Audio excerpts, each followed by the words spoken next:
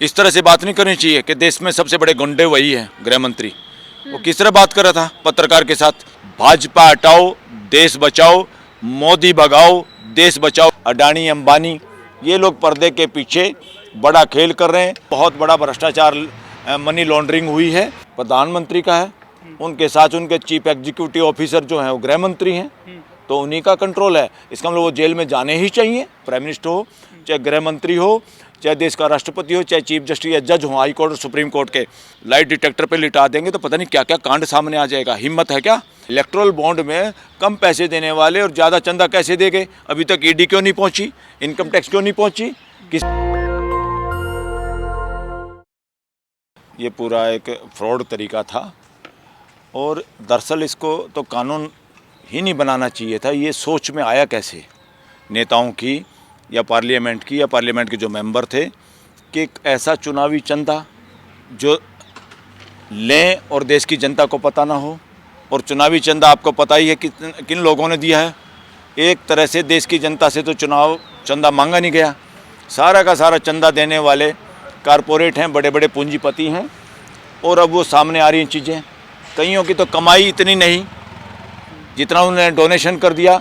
अब चीज़ें सामने आएंगी, 2 दिन के बाद वो भी आ जाएंगे, नंबर भी आ जाएंगे। यही पता चल जाएगा किसने लिया, कैसे लिया, कौन से नंबर का किसको दिया, कम कमाई थी फिर भी पैसा इतना ज़्यादा कैसे दिया। ये अपने आप ऐसा पाएंगे 2 नंबर का कैश का पैसा किसी कंपनियों के पास गया है, उनसे 1 नंबर का चंदा लिया गया प्रेशर डाल के, और बहुत सारी चीज़ें सामने आएंगी। कई कंपनियों को डरा के उनके खातों से पैसा लिया गया है और पैसा लेने के पीछे क्या है, उनकी कमाई भी इतनी नहीं, फिर भी क्या पैसा किसी और ने दिया है। जिन लोगों का नाम नहीं हो सकता है, अडानी अंबानी, ये लोग पर्दे के पीछे बड़ा खेल कर रहे हैं।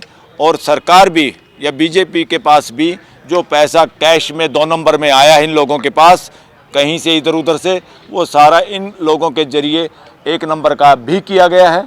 और 2 नंबर का पैसा तो कितना आया है और कितना इस देश में खर्च हो रहा है उसका तो कोई अंदाज़ा नहीं है। ये चंदा देते हैं, बदले में क्या लेते हैं सरकार से? आप किसी को घूस देते हो, क्या लेते हो बदले में? बदले में अनड्यू बेनिफिट, गैर कानूनी फ़ायदा, और सरकार से काम कराना, ठेके, और अपना भ्रष्टाचार दबाने के लिए रिश्वत, या कोई नया कॉन्ट्रैक्ट, नया बिजनेस करने के लिए देश के साथ ठगी ठोरी मारते रहो और किसी को पैसे देते रहो। और ठगी ठोरी फिर पुलिस, इनकम टैक्स, ईडी फिर आपके यहाँ नहीं जाएगी, उन्हीं के पास जाएगी जिनको दबाना चाहते हैं, जिनको पार्टी में शामिल कराना चाहते हैं। जो पार्टी में शामिल हो गए उनका बंद हो गया केस, वो पाक साफ हो गए। और कुछ लोग जो घुटने नहीं टेके, जिनको ये चाहते थे हमारी पार्टी में आ जाए या अलग से इलेक्शन लड़े, वोट काटने का काम करें, वो लोग जेल में चले गए। जिनमें से एक झारखंड के मुख्यमंत्री हैं, दूसरे एक मुख्यमंत्री जिनको बार बार नोटिस भेजा जा रहा है वो दिल्ली के मुख्यमंत्री हैं।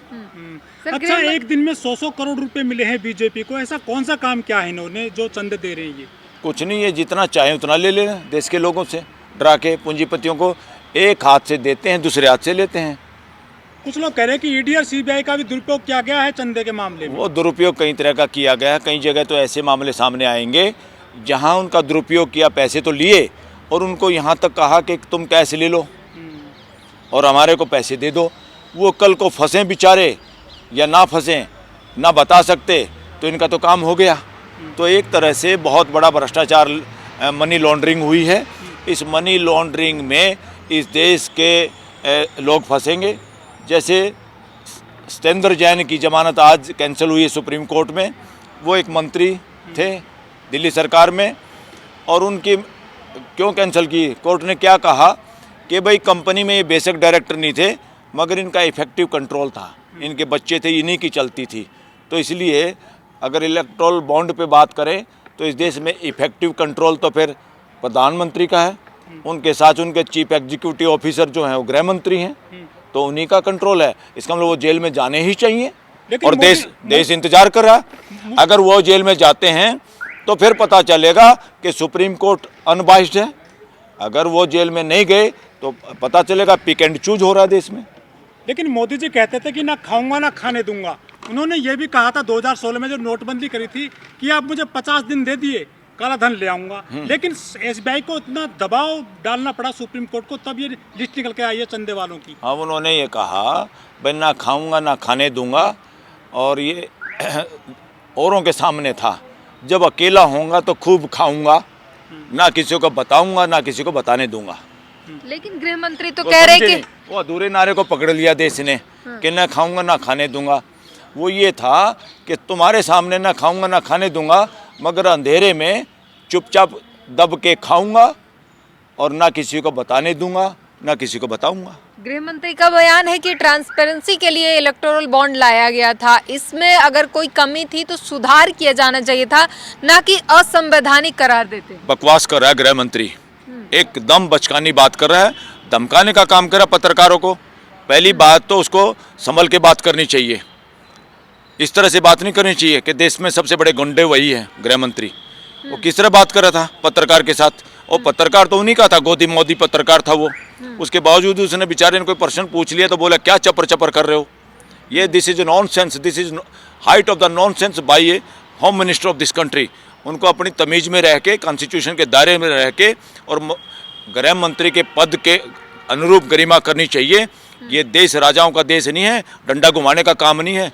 ये डंडा उन पे भी घूम जाएगा और ये देश घुमा सकता है। देश के असली गृह मंत्री देश की जनता है, देश के लोग हैं, उनके अनुरूप अगर आप काम नहीं करोगे, आपकी इज्जत दो कौड़ी की नहीं इस देश के सामने।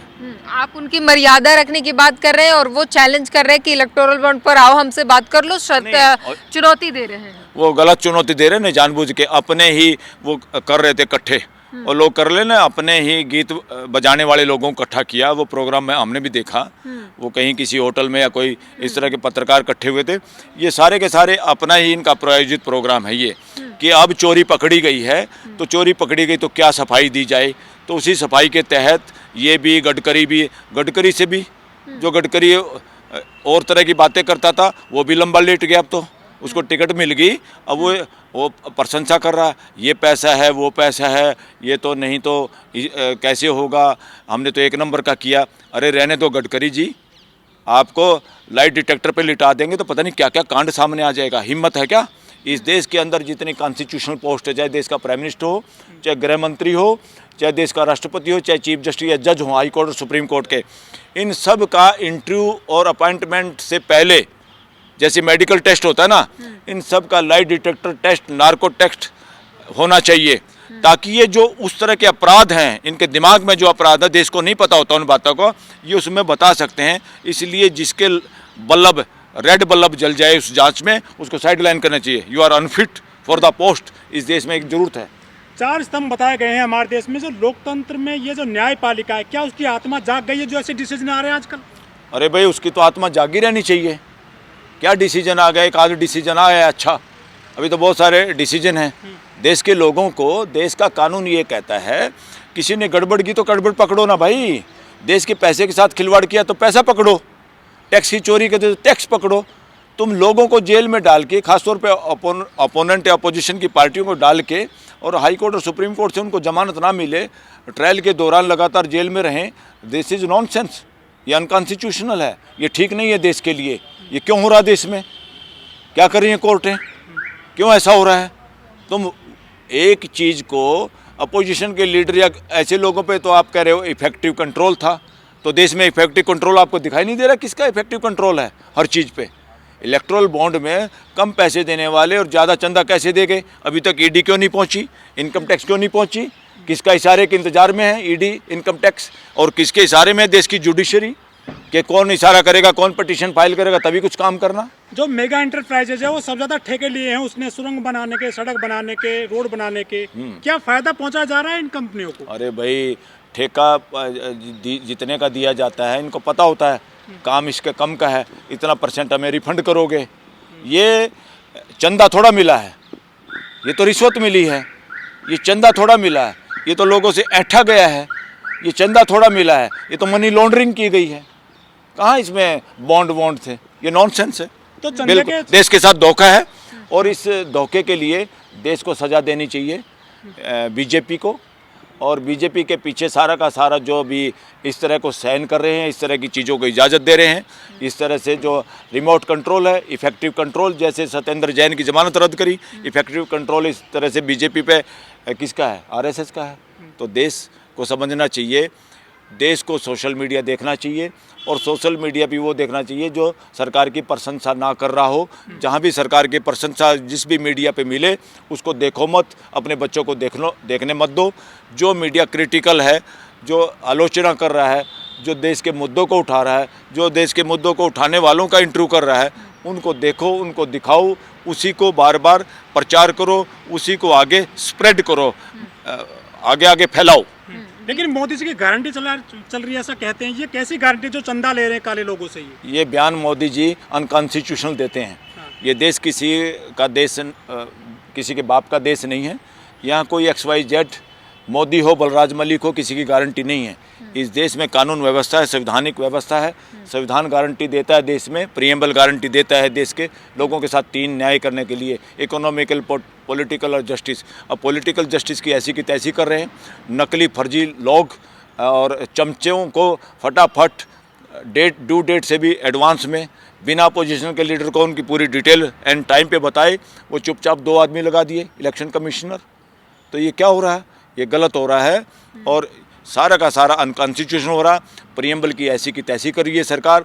उस प्रीएम्बल को डेमोलिश करने में, संविधान को ख़त्म करने में इस देश के प्राइम मिनिस्टर का सबसे बड़ा रोल है, जिसके बैकअप में आरएसएस है।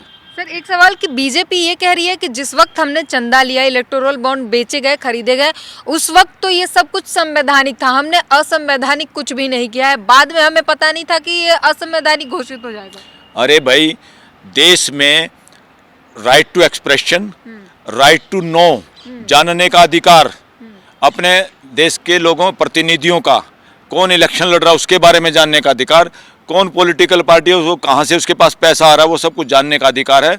देश के जानने के अधिकार की हत्या की गई, उसको सूली पे चढ़ाया गया।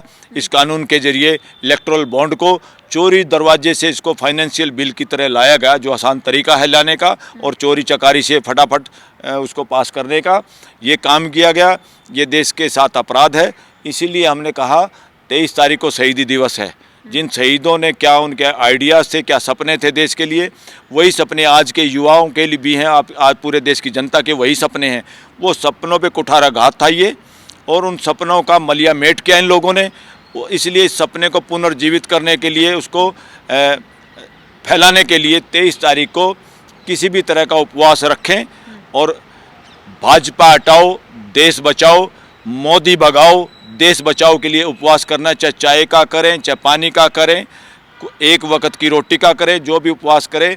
सब नौजवान और जो सारे के सारे स्मार्टफोन यूज़ करते हैं, सब लोग अपने मोबाइल से यूज़ करें, अपने दोस्तों को भेजें और यूट्यूब पे लगाएं, फेसबुक पे लगाएं, ट्विटर पे लगाएं, पूरा प्रचार प्रसार करें और देश के लिए सभी लोग भगत सिंह साबित हों।